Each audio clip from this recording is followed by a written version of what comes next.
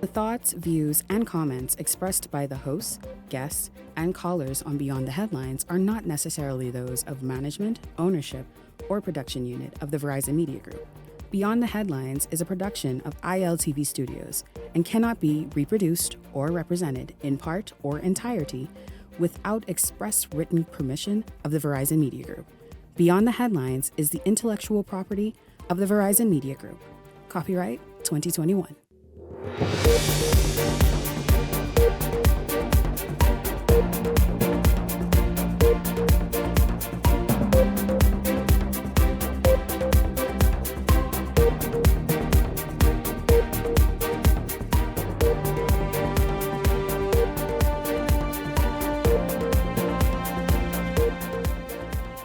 Coming up tonight, passport employees found to be committing fraud this week.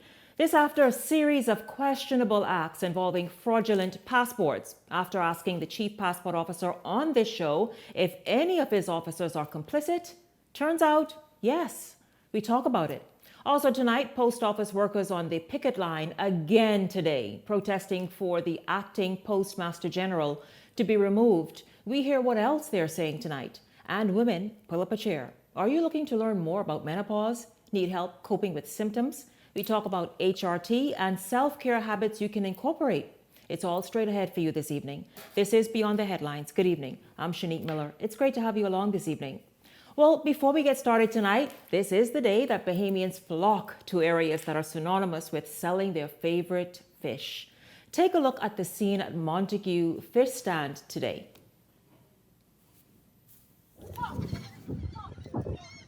Hello, Shanique Miller. This is Garth Minard Roseborough here over at Montague. This is what they call the Fisherman's Christmas. This is where Bahamian people who are bent on having fish and hot cross buns for their dinner tables, right here in droves. There's traffic congestion.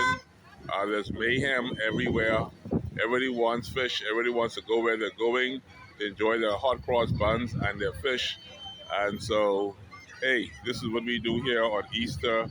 It's a holy time of year, and the Bahamians are here enjoying, purchasing the fish and preparing to enjoy their feast tonight. Well, there you have it. Dozens of people seeking the best deal on fish throughout the day since morning into this evening. And that flow happened all day long. Well, I'm going to ask my panelists before we get into some serious business. Did they get their fish? Did they go to Montague? Welcome to Beyond the Headlines, Michael Turnquest and Brianville McCartney. Gentlemen, good evening to both of you. Good evening. Good evening. Good evening, Bahamas. Good evening, Shanique. Did you all go to Montague today, or where did you get your fish? Are you having fish tomorrow? Like, what are you doing? Me personally, I got ahead of I got a jump start and Smart. got mine brought in from the family island. So I got my fish today. I got it from Geneva Brass, actually. Oh, you cheated. You cheated. I got it from Geneva Brass. But Part of the fun, Brian. Well, bottom line is, so every Good Friday, I have a staple menu. Mm-hmm.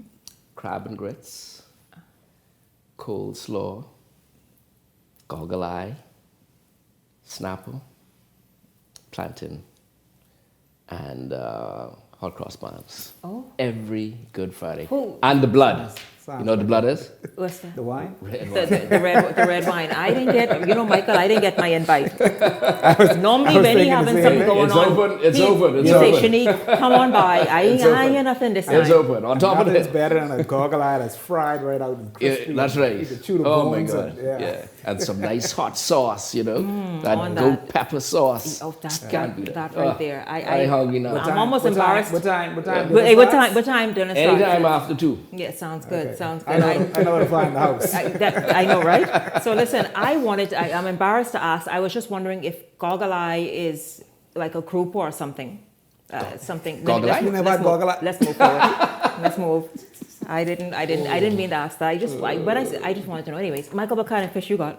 Me snappers. Snappers, okay. Well, we're on a snappers as well. So listen, I tell you, I'm in good luck. Anyways, listen, you all. 3 employees at the passport office hauled before the magistrate's court this week after they allegedly helped Haitian nationals get Bahamian passports. Prosecutors say 27-year-old Larvicia Gator, 26-year-old Latoya McCartney, and 41-year-old Tia Hall made it possible for Chet's Lord John Hensier, and Robadair Jacks to get passports in October 2024. They denied the allegations of abetment to possession of a forged document at their arraignment before Senior Magistrate Kendra Kelly. The women were each granted $4,000 bail. They returned to court this August and will be tried alongside the men who allegedly received the passports through the back door. Now, of course, guys, this is no surprise. We were just waiting for it to be revealed because if you remember just recently, I mean, there were a string of arrests by foreigners in possession of Bahamian passports, that sacred document, and we wondered where was the fraud being committed, and now we see. Your thoughts? Well, they need to clean shop in the passport office. Unfortunately, this has been going on, and we've seen that certain persons have been charged. Of course, everybody's innocent until proven guilty. But if they're proven guilty, examples ought to be made, heavy examples. And those persons who got the passports, same there. Them as well?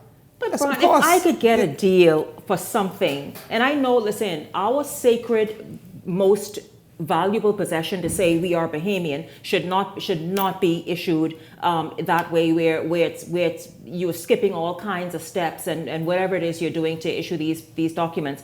But one would ask, do you think there need to be I don't know if the full investigation, what it unveiled in terms of were there other departments within the government agencies, complicit in terms of, allowing, because at the end of the day, you have to make up a file in order to, I would think, to get, a file had to be presented or present to have an actual document. One would think that, maybe there's other departments, whether it be, NIB things or these other agencies involved. Immigration. Immigration. But, I think like Brian said, we need to set an example.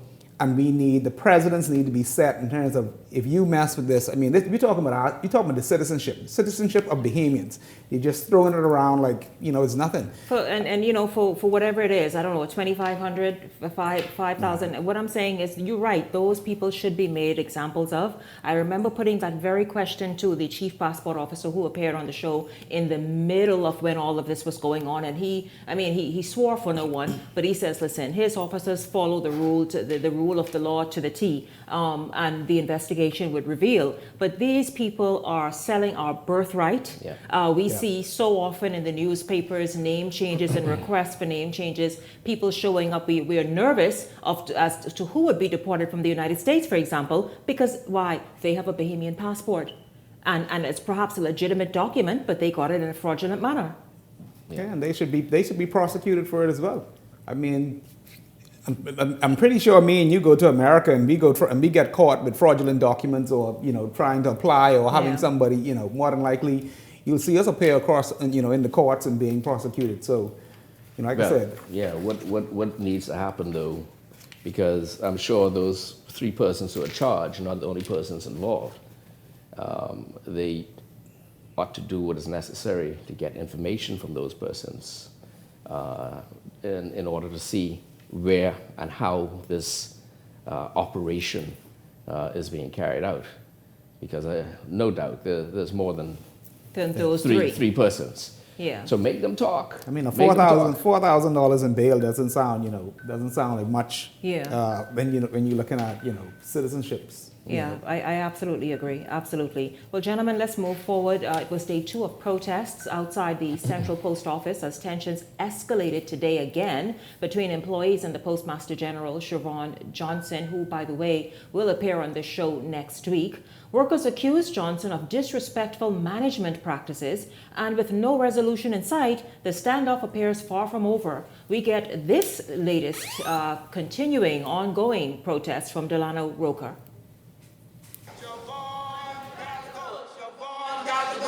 At the center of the unrest is Bahamas Public Service Union President Kingsley Ferguson, who argues that Johnson's management styles is not only demoralizing but detrimental to the future of the institution. Ferguson highlighted the post office improved global ranking, skyrocketing from 166 to 6th, as evidence that the office has been operating effectively without the sweeping leadership changes now being proposed. I am baffled by the fact that she indicated that she's here to improve the post office. But the controversy goes beyond performance metrics. Union members and employees are raising concerns about Siobhan Johnson's background, questioning her lack of experience in the Postal Service and claiming she was installed through political favoritism. They also claim the removal of former Postmaster General Jennifer Johnson was unjust, describing her as a respected leader who never requested a transfer. Union members now want her reinstated. She's neither a public servant, tenured or otherwise,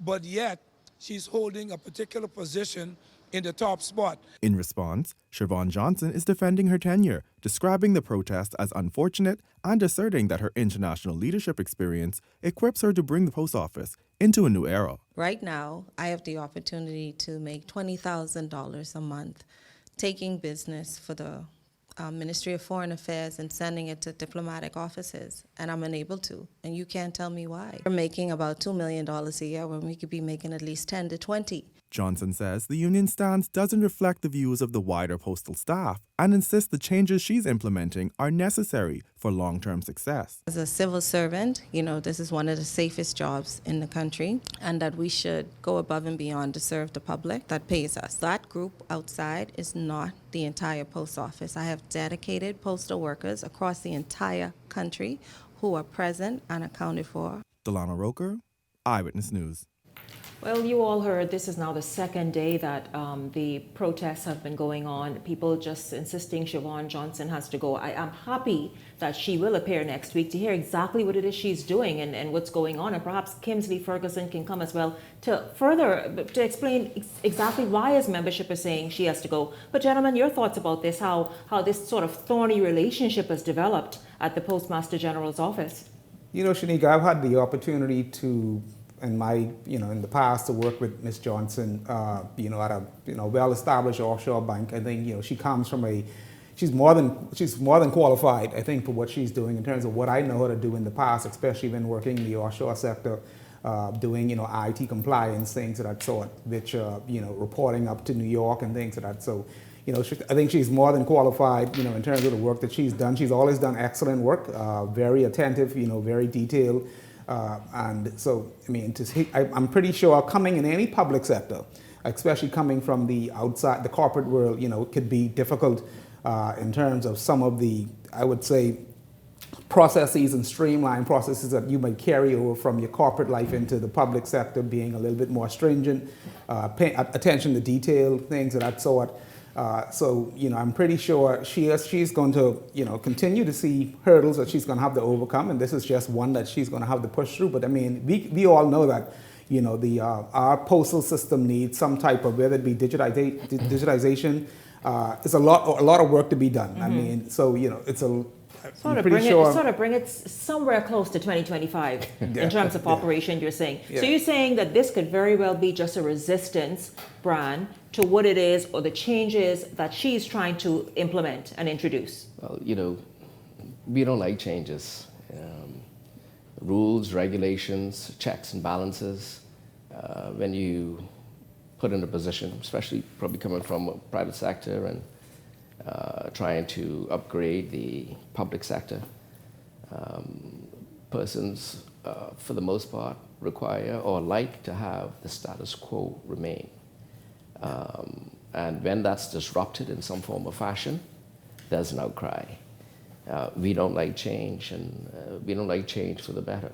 So I think a lot of it, I don't know the full details, but I think a lot of it has to do with the fact that she's been put there to upgrade, to enhance, to help move forward the post office. And like I said, people don't like change. And I think that's a lot of what you're hearing. Disrupting the norm. That's right, disrupting the norm, well, a lot of government agencies, they're pretty slack, quite frankly. Yeah. They don't like to work. She's put there. She has a tough job. But you know, And, there's things. she- There are things that I'm pretty sure that coming from a corporate, performance metrics and things of that sort that you might have heard us speak to. This is things that we need. There's transformation needed across the government the sector. board, yeah. Across the Absolutely. board, making Yeah. people accountable in terms of rather than you have 5 people coming to work and one person carrying the burden of the work. I mean, for example, it's not that she just laid out one thing there. And listen, Kimsley Ferguson, you too are invited on Tuesday. How about that? How about I interview her, then I hear from you, because we want to have a balanced sort of representation of what's happening. But she said, obviously, it sounds like wastage. She said, this is what they're collecting each year, and here is the potential of what can happen. Right.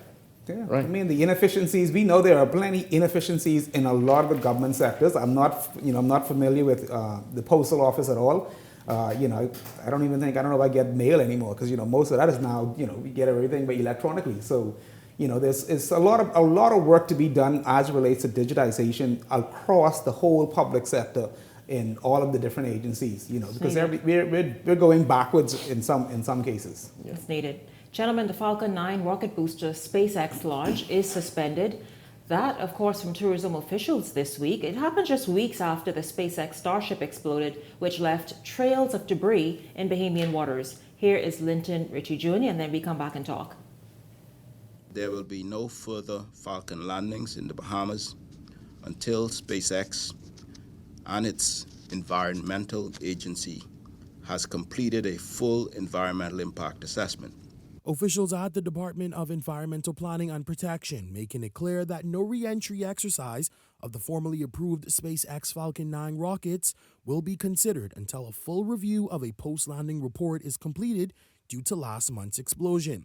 Here's what the director of DEPP, Dr. Rihanna Neely, says they're also requesting. The previously submitted documents are updated to reflect any new information and lessons learned, and that a public consultation is conducted for Bahamians and concerned residents. Back in March, SpaceX launched its Starship from the Texas base, but some 10 minutes into the voyage, SpaceX lost contact with its Starship.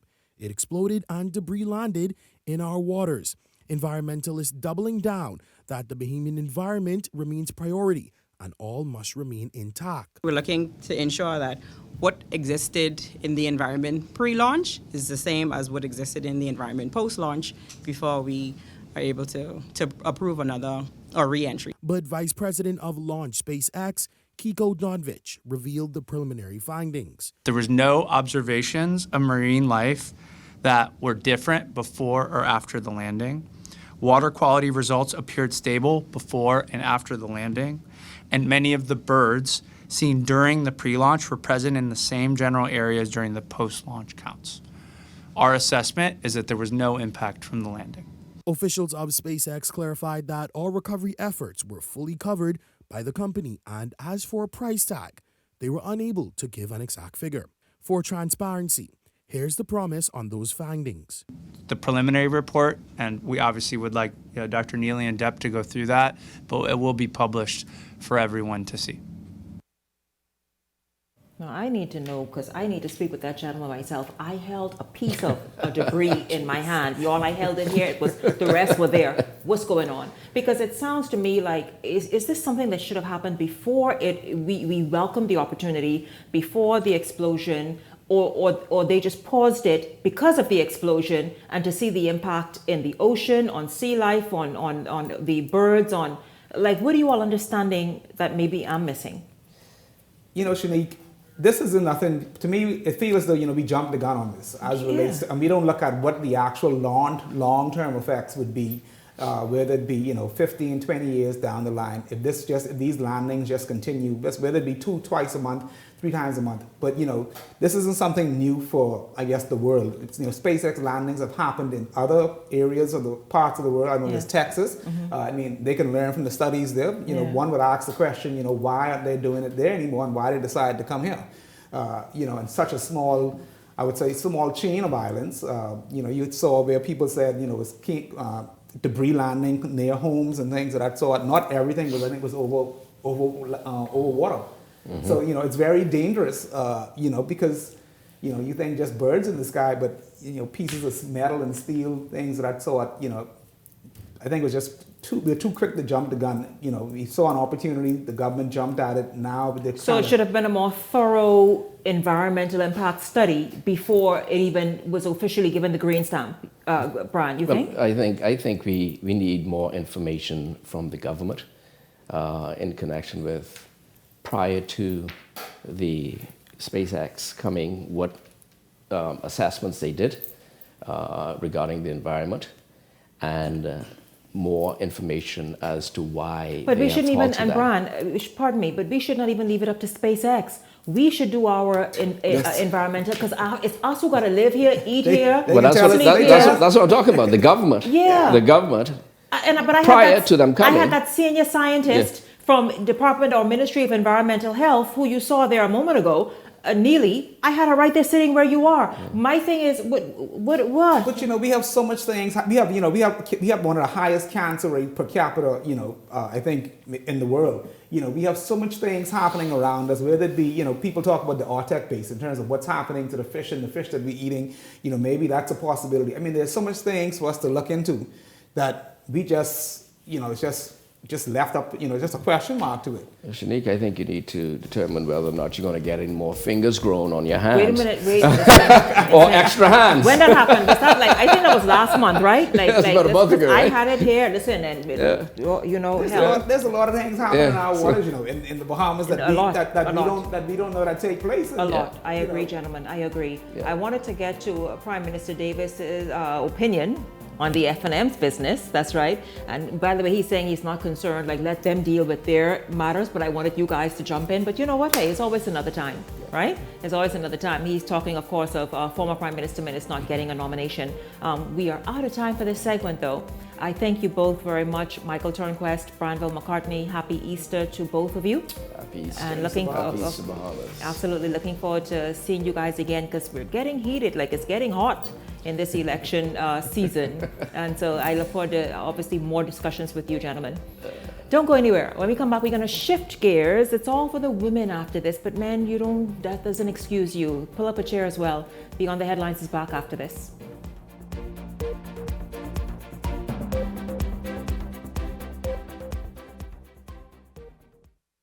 Security Depot makes shopping in the Bahamas easy.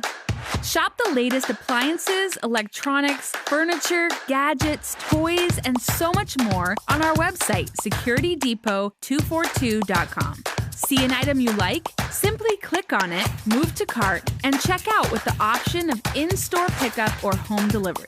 Endless possibilities are at securitydepot242.com. Welcome to Blissful Escapes, where luxury meets affordability. Whether you're seeking relief from aches and pains or simply looking to indulge in some well-deserved pampering, relax and detox in our infrared sauna. Enjoy a soothing Swedish massage or an invigorating exfoliating body scrub. We also provide advanced facial treatments using cutting-edge technology, including hydrofacial, microneedling, and microcurrent therapies, located at the shops of Cable Beach Plaza. Are you ready to take your business to the next level? The Bahamas Institute of Chartered Accountants invites business owners to join us on May 15th at Margaritaville Beach Resort for an exclusive seminar on building a successful business in the small and medium-sized enterprises space. Gain practical strategies, learn from industry professionals, and connect with fellow entrepreneurs. Whether you're launching or scaling, this event is designed to equip you with tools for sustainable growth. Seats are limited, so reserve yours today and invest in the future of your business.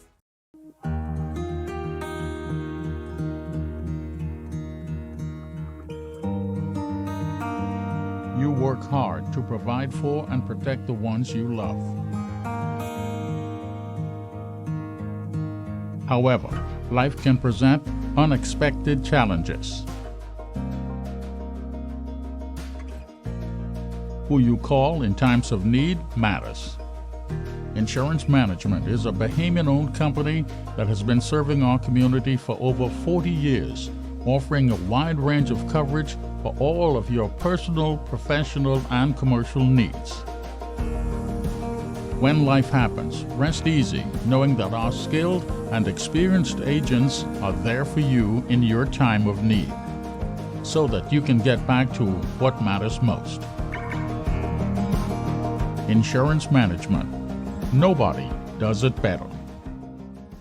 At the Water and Sewage Corporation, safety and convenience are our top priorities. However, our meter readers face challenges that can make their job difficult. Locked gates to guard dogs sometimes leads to missed readings and estimated bills, which can be frustrating for you and us. That's why we're upgrading to digital meters. They bring safety, accuracy, and convenience to homes across the Bahamas. We can streamline data collection, reduce on-site visits, and provide more accurate bills with no more estimates. Digital meters also help detect leaks early, saving you from costly bills and reducing water waste. Soon, a user-friendly app will let you track your water usage, manage bills, and stay informed, all at your fingertips. Over the next year, we're rolling out digital meters nationwide, transforming how we serve you with a safer and cost-efficient water supply. To learn about our digital meters, visit our website or call us today. And don't forget to update your information at any of our locations. If you enjoy watching Beyond the Headlines, take advantage of our exclusive offers with 4 15-minute interview segments at $1,200 and 20 30-second TV ads at $2,000. Contact 557-0258 or 557-0259 for more information. Go beyond with Beyond the Headlines.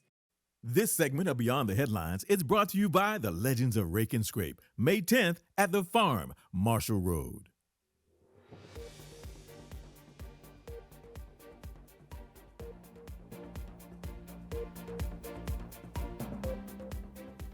Welcome back to Beyond the Headlines. It's so good to have you here. Of course, we're going to shift gears a little bit right now and talk about women and women's health.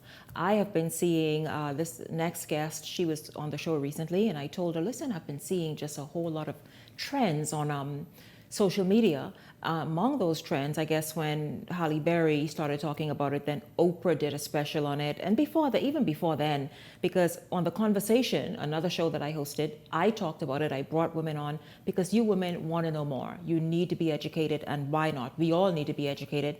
Menopause. And in this instance, hormone replacement therapy, HRT. And to hear Hollywood tell it, and many of the names I mentioned, it makes life so much better. So let's talk about it. I want you all to pull up a chair, grab a pen and paper, and let's be informed with Dr. Andrea Griffith-Bowe. Welcome to an OBGYN, by the way. Welcome back to Beyond the Headlines. It's good to have you here. Thank you. Such a pleasure. Yes, good evening. And so we're going to get into the meat of things, but if you can just sort of give an overview about what is menopause, how does a woman know she is menopausal? Right, yes. Right. So menopause is actually a timestamp. And many persons don't understand that menopause is a timestamp. And it's actually a diagnosis that is made 12 months after the last period.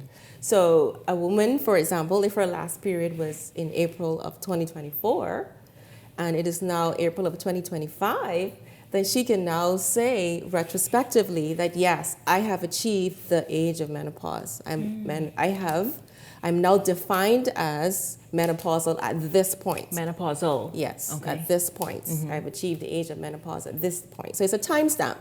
And so because it's a timestamp, there's lots of things that happens as she is waiting on that so-called year of no menstruation, so to speak. Right. What happens? Right. So absolutely. So the thing about it is that the symptoms are varied, but the most common symptom, as in 8 out of 10 women, will experience hot flashes. And a hot flash is interesting because it can occur at the most unopportunistic times. So this is acute onset of upper body, neck, and facial heat. It can last for anywhere from 2 to 5 minutes. And the thing about the hot flashes is that it can be associated with palpitations, it can be associated with anxiety. So imagine that 8 out of 10 women, and this is indeed the most commonly reported symptom of menopause. And because these hot flashes can occur in the evenings, women can have difficulty sleeping.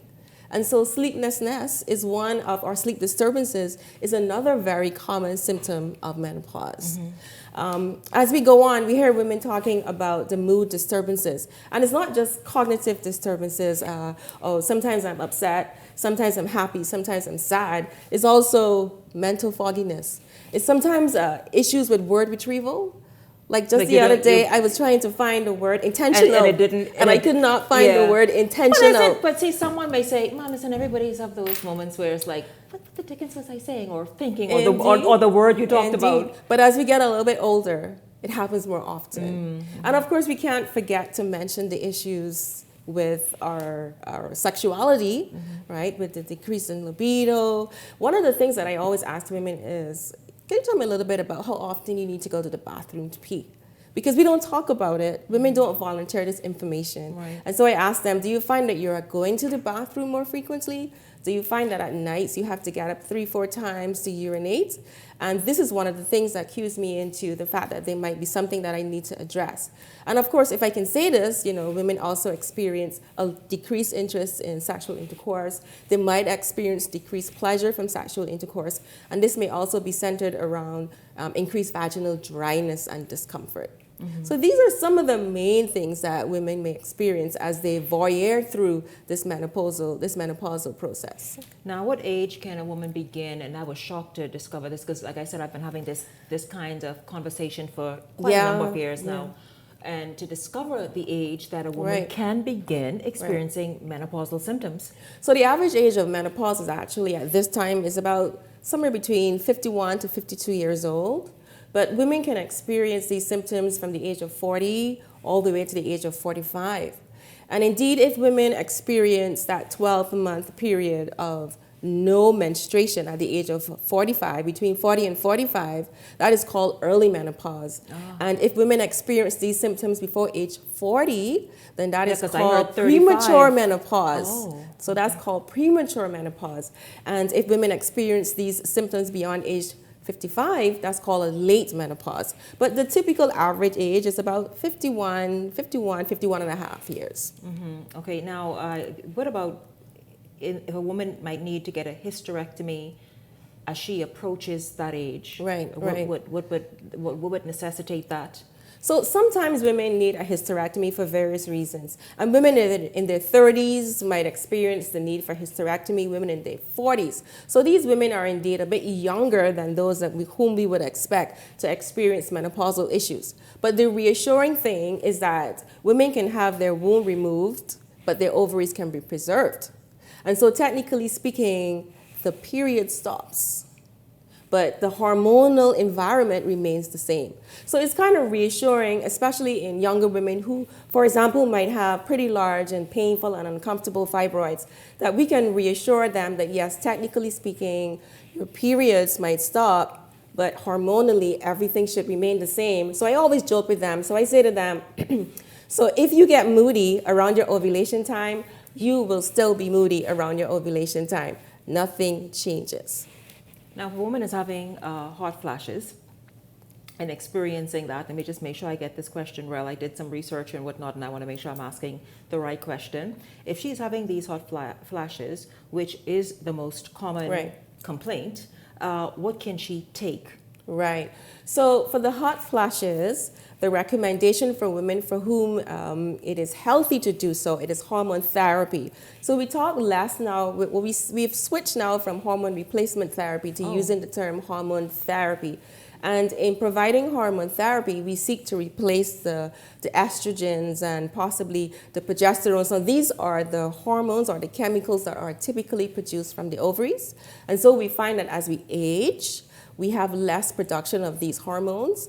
And so one of the things that we can do is replace these hormones in giving hormone therapy. And so hormone therapy is particularly effective for the alleviation of the hot flashes. But is it for every woman? Is it, years ago? Right. And the thing is, I've just started looking into this because, again, the people I spoke with before, their focus was just menopause. Right. So I've never heard about this. But I've been hearing people like Halle Berry, people like Oprah and Maria Shriver and so many others talk about hormone replacement therapy. Right. Does every woman qualify? Absolutely not. And I'm glad you brought that topic up, because hormone therapy, it has bounced back and forth in terms of its favorability in the public and in terms of the medical practitioners' eyes for years. So let me segue a little bit. So in the 1960s, there was a very popular physician, and he wrote a book detailing menopause as living decay, and suggesting that all women should be treated with hormone therapy and should remain sexual for their entire lives. He essentially described hormone therapy as the fountain of youth. At the same time, there was this feminist uproar, and women were essentially fighting or continuing to fight for equal rights. And so for years, multitudes, thousands of women routinely use hormone therapy. And so what we found is that there were some issues, there were some consequences for the use of hormone therapy. So for example, there was an increased risk of heart disease. There was an increased risk of heart attacks. There was an increased risk of strokes. Women had increased risk of clots that could fatally go to their lungs. And so there was some issues. And so what we find is, should we have to use these medications, we use them at the lowest dose for the shortest period of time. And so we tend not to use these in women that are over 60 years of age, because these are the women that are at increased risk for these issues, as well as women with breast cancer, or history of breast cancer, or a strong family history of breast cancer. So no, hormone therapy is not a fix for all women. Well, that is unfortunate. I mean, because I'm sure a lot of women listening to this now would like to say, wait, Dr. Bo, you are actually saying something that can bring relief. Why can't I tap in? And now you have given, I mean, obviously they will have to speak further with someone like you. But this is, what about natural, there are people who are naturopaths. Absolutely. And they figure like, listen, no, leave that alone. You can actually take this and drink that, because it appears as though you can only do hormone replacement therapy for like a window. Absolutely, absolutely. So yes, so the naturalists would speak about evening primrose, they would speak about ginkgo, they would speak about... Do they work? Are they effective? So there is limited evidence that these herbal remedies are effective. And this is why we can do the research, and we can see that even though there's anecdotal discussions, some women may see some, and we do know that there's the placebo effect. That persons take water pills, for example, and their headache goes away, right? And so we would do the research, we would see that there's some anecdotal stories about black cohosh, for example, soy, red clover. But these medications, no, these natural remedies are not FDA approved. And the reason why they're not FDA approved for treating these symptoms is that because in robust studies, they have not been found to be effective. But we know, I'll tell you this doesn't hit you, Doc, because I know you, by the way, you administer hormone replacement therapy? I do. I do. So that's good to know. I do. You all hear that? But Doc, we also know that many of the natural remedies have their place and their role, and it can be quite effective. But it's good to know that you obviously administer hormone replacement therapy. Absolutely. As well. But how else can women, because our next guest is going to talk about self-care and things that she does to help women who are menopausal and experiencing symptoms, what she does in terms of self-care and why that's important. But how else can we take care of ourselves as women who will, hey, listen, you're graced to go through it, and so to get to that age to be able to do it, and even younger women, as you said. But how can a woman take care of herself? What kind of things can she put into place and make it a part of her routine? So I always say to my patients, listen, you have kids and you took them to the physician literally 3-4 times a year. They got all the health checks, they got all the shots, they got their weights done, they got their intelligence testing done. So what happens as we grow up? We also need to take care of ourselves. Mm-hmm. And so women need to have wellness checks. And this is not going to the physician when you are ill. You go to the physician when you're well. And I just want to quickly state that amongst some of the things that you should have a conversation with your physician about all of these things that I've been discussing today. If you're having issues going to the bathroom, discuss it. If you're having issues with sexual intimacy, discuss it. If you're having issues with memory, discuss it. I often say that, if you come to the physician and you're fully clothed and you've never had to take off any of your clothes, then change your doctor. So we're going to have a thorough discussion We're going to get undressed and we're going to examine. Based on that, then I can tailor what needs to be done. Basic stuff, we check your liver, we check your kidneys, we check your iron counts. After age 45, we ensure that we are testing for colon cancer. So that could be done either with a colonoscopy or that could be done with a stool test for blood. I did not mention that a pap smear is always in order until age 65. And mammograms are always in order. As we get a little bit older, we may also have to do a test for our bone density because as we get a little bit older, our bones can get a little bit weaker, and so we are at risk for fractures. How do you address that? How do you address keeping your bones healthy? Exercise. And exercise. Eating healthy. Weight-bearing exercises. Weight-bearing exercises, absolutely. And guess what? We hardly go out in the sun. There's so much sun, we hardly go out in the sun. So calcium and vitamin D supplements, a good healthy diet, meditation, prayer, a holistic approach to care is necessary. And as you say, use those weights. Use the weights. Use the weights. Absolutely. Does it help strengthen the bone? It definitely helps to strengthen the bone. It helps to stop the natural degradation of the bone. And of course, we kind of get a little bit rounder in the midsection as we get a little bit older. So exercise is absolutely essential. Yeah, really, really awesome. Excellent advice. I want to obviously keep this discussion ongoing.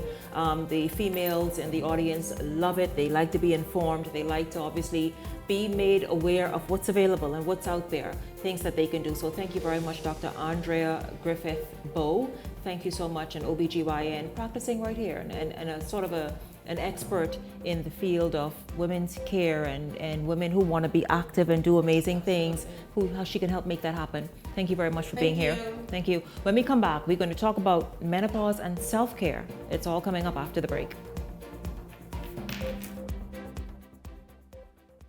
Celebrate the incredible women in your life this Mother's Day. And don't forget the special offer from Cornet Bahamas. From April 16th to May 16th, enjoy a fantastic 35% off store-wide. That's right, everything you need to show your love and appreciation is on sale. Whether it's a heartfelt gift for mom, a treat for yourself, or something special for that amazing woman in your life, we've got you covered. Don't miss out on this limited time offer. Visit any one of our stores today. Make this Mother's Day unforgettable with Cornet Bahamas. Keep the Bible Live Music Group presents The Legends of Rake Spray. Get ready for the biggest names in Bahamian music live on stage. KB, Funky D, Chino D, D-Ma, Sweet Emily, Simeon Alton, Veronica Bishop, and more like the Singing Bishop. Mark your calendars for Saturday, May 10th at the Farm, Marshall Road. Gates open at 6 p.m. General admission 80, VIP 120. Tickets available at Missouri, Bookie Brand at the Beauty Shack, both locations. Skyboxes and Sky Pod. Call ESC Distributors at 394-0819. Or email keepthebible242@gmail.com. Saturday, May 10th. Come by Bo and play and experience the legends of Rake and Scrape. Brought to you by Keep the Bible Live Music Group, ESC Distributors, Missouri, The Plug, The Beauty Shack, Bahamas Inn, Bookie Brand, and Caribbean Wines and Spirits. The internet isn't just for surfing. There's a sea of shoppers buying online, and you can connect with them on Tingsy. Tingsy is the SBDC's online storefront built for Bahamians. Take your business to the next level by selling to customers online, both at home and around the world. People want Bahamian things, and if you got things to sell, sell on Tingsy. Find out how you can connect with a sea of buyers by visiting tingsybahamas.com. Take sports seriously. Get ready to experience the thrill of winning anytime and any place. Bet in real time and live the thrill of every play while watching your winnings stack up.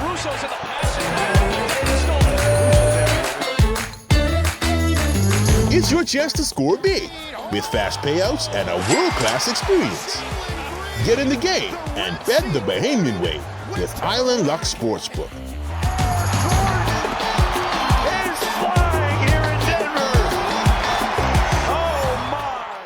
So you want a space,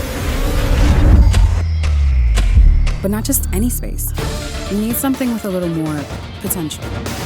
So how about 1,000 square feet of room to play with? Superb audio and video production capability, digital LED wall, full lighting grid, and about 124 seats to accommodate a full studio audience, with so many other features. Make us your home for your next concert, conference, and so much more. Honestly, the possibilities are endless. Here at ILTV Studios, we'd love to bring your next event to life. So what do you say? Do you want our space?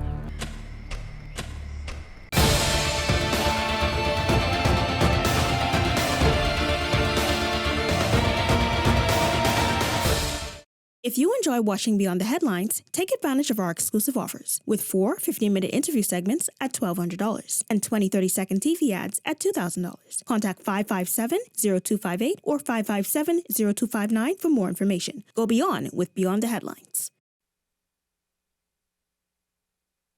This segment of Beyond the Headlines is brought to you by EV Motors. Drive the future with brand new 2024 electric vehicles. EV Motors, powering your journey. Welcome back to Beyond the Headlines. Hope you're enjoying tonight's show and the information that's being shared. We're going to continue and jump right back in. Diane Gibson is the owner of Flirty Girls. It's a fitness, wellness, health center helping a number of women lose weight, and also sort of a component that's built towards women and menopause and how self-care is so important. It's good to have you here, Diane. Good evening to you. Welcome to the show. Thank you. It is so wonderful to be back again, especially talking about this big topic, the M word, menopause. It's definitely a topic that has not been discussed enough publicly for women and men to get the information on. So men ought to be clued in as well. They better be clued in, because when they're around all these women going through menopause, they're going to think we're going crazy if they don't get the information on what's really happening. So let's talk about, well, first, let's talk about how you've tailored this program for women, so that you're saying that they're not alone and they're not confused about what's happening. And you've had it introduce a whole number of self-care techniques that you've made available through Flirty Girls for women to take advantage of. Let's talk about why self-care is so important anytime, but certainly during menopause.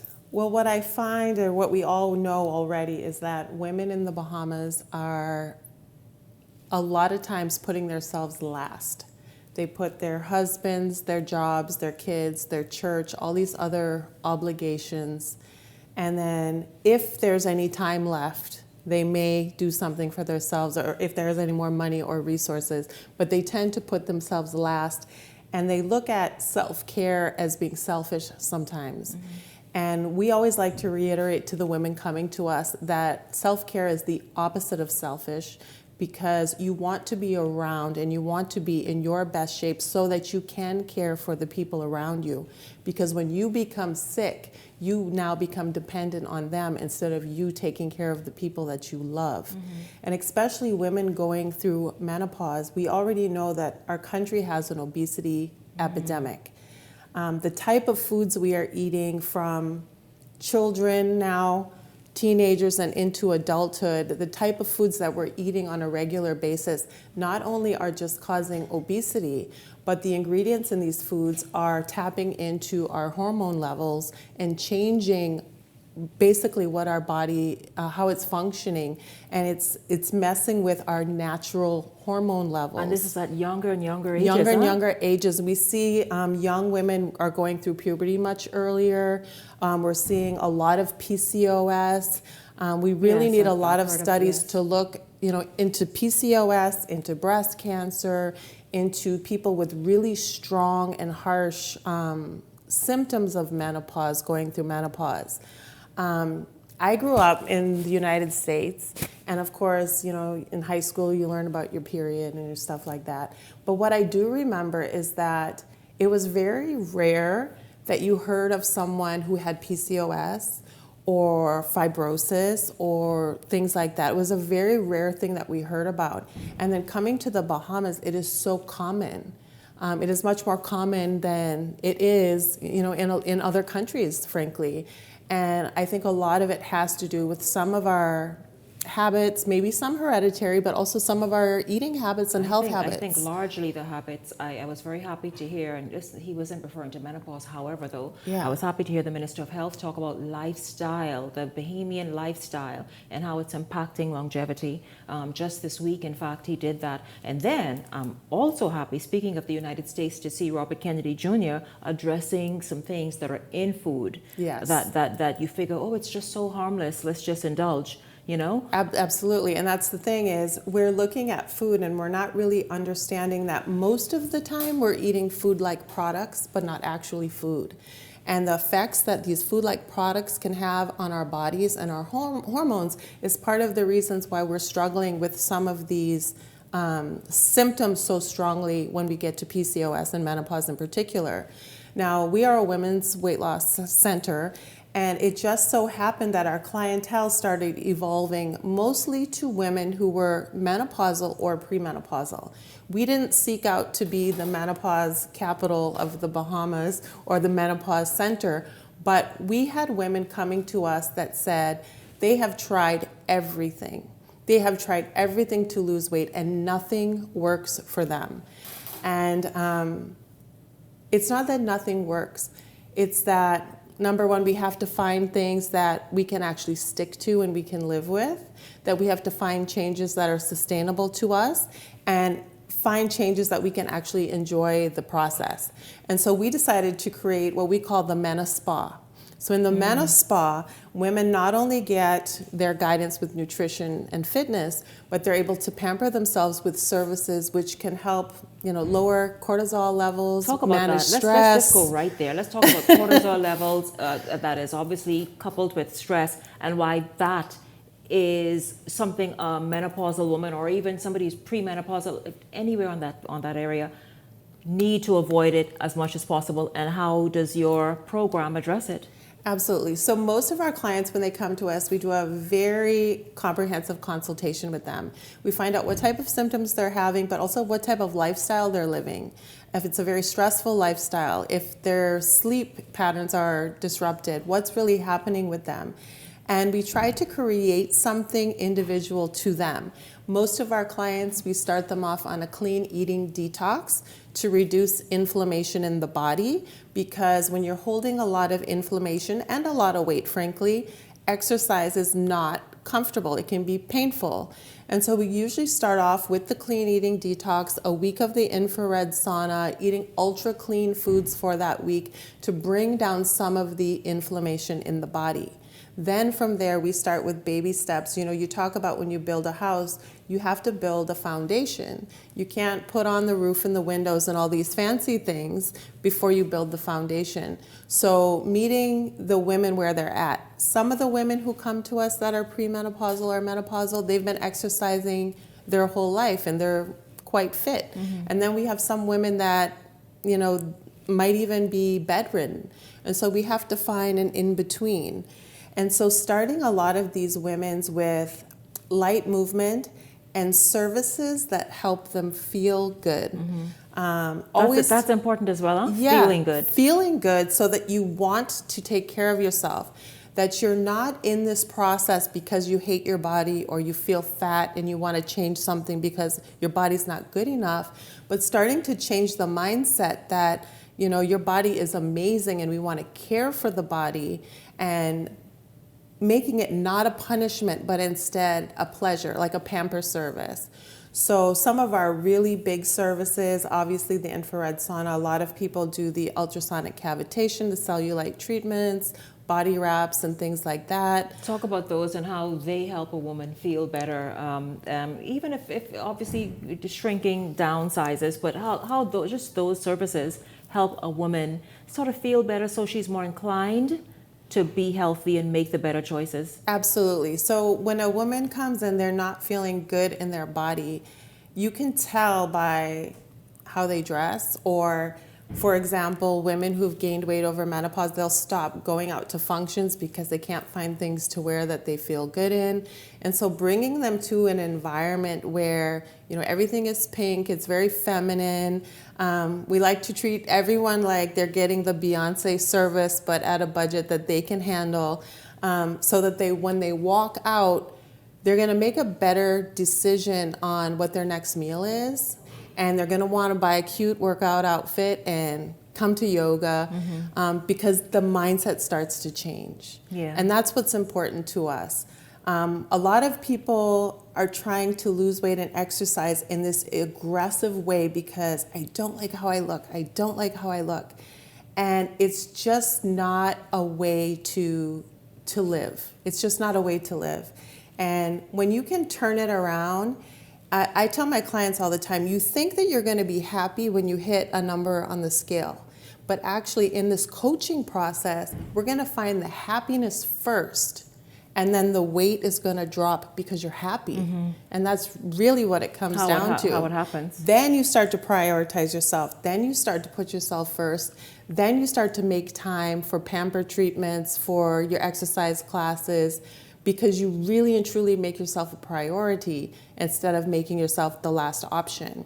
When you make yourself the last option, you're training other people how to treat you. Oh, that's super important. How are women responding? What difference have you seen? What changes have you seen in a woman who came in there, whether she be menopausal, premenopausal, overweight, not feeling her best, feeling the many things that Dr. Bo described in the last segment, going through your program and staying there and becoming a part of a family? How have you seen them transform? There are so many testimonies. A lot of times we have women that come to us, they make their consultation. We're upstairs in the building, and they can't even come upstairs for their consultation. I have to meet them downstairs and do the consultation downstairs.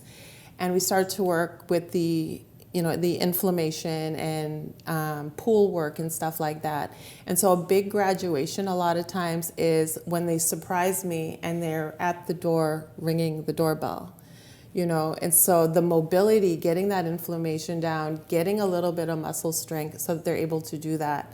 And then when women first come to work out, they usually come in really big baggy t-shirts, their cap on and stuff, and they start to lose a couple pounds, or sometimes they don't even lose the pounds yet, but they just feeling it, you know what I mean? All of a sudden you see them in this new workout outfit, everything's matching, hair done, and it's just a whole different energy than when they came into the consultation.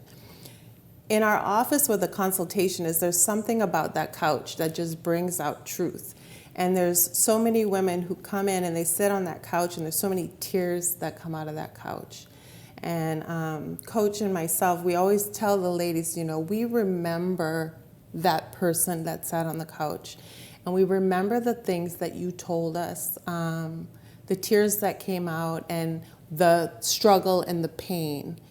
And so to see someone 3 months later, 30 pounds lighter, 6 months later, 60, 70 pounds lighter, a year later, 100 pounds lighter, the weight is great, but it's the taking back of their life that is really the miracle in the work. Yeah, it is. It really is. And you're obviously helping Bahamian women get healthy, get out of that obesity sort of bracket, and then cope better with life and making better decisions, showing up differently with a better energy. Absolutely. And, listening to the doctor talk, so much of it resonated with me because I started my menopause journey during COVID, and I was locked up in the house. I was already gaining weight because of COVID, but at the same time, I was having hot flashes, and every week I thought I had COVID because I was feeling these hot flashes. And my significant other actually had to be the one to pull me aside and say, Diane, I think you may be going through menopause. And I was like, not me, I'm young, no, not me. And the reality really hit me that it's something all women, if you're blessed enough to live long enough, and that's why I've started to all normalize women will it, go through because I'm it. like, if you're blessed enough, if we all are blessed enough, we will go through. We will all go through it, and we just have to have more conversations. We have to make it more comfortable for women to speak openly and honestly and freely, and also, as we mentioned, to educate the men in our lives about what's happening. We're not going crazy. Yeah, and you could get help. And you can get help, whether through your services or both. You know, Dr. Bowes, your services. Where are you located? We are located in the Saunders Beach Plaza on West Bay Street in the upper level. Thank you, Diane Gibson. Thank you very, very much. Of course, at the top of tonight's show, Granville McCartney and Michael Turnquest. Thank you guys very much as well. And then Dr. Griffith Bowe, OBGYN, speaking of hormone replacement therapy and also more information about menopause as she provided. And then thanks to you once again, Diane. I want to thank all of you for tuning in this evening and all week long. Make sure you have an amazing Easter extended holiday weekend. Have a blessed time and see you right back here on Tuesday. For the entire Beyond the Headlines team, I'm Shanique Miller. Make it a great holiday weekend, everybody.